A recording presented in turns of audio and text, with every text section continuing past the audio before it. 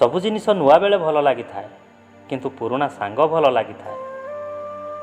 ଧୋକା କେହି ଜଣେ ଦେଇଥାଏ, କିନ୍ତୁ ଭରସା ସମସ୍ତଙ୍କ ଉପରୁ ଉଠିଯାଏ। 100 ଥର କହିଛି ହୃଦୟକୁ ତାକୁ ଭୁଲିଯା, କିନ୍ତୁ ସେତେ ଥର ହୃଦୟ ତାକୁ ମନେ ପକାଉଛି। ତୁମେ ହସି ହସି ଭୁଲିଯାଅ ମୋର ସବୁ କଥା, ମୁଁ ଯାହା କହିବାକୁ ଚାହୁଁଛି।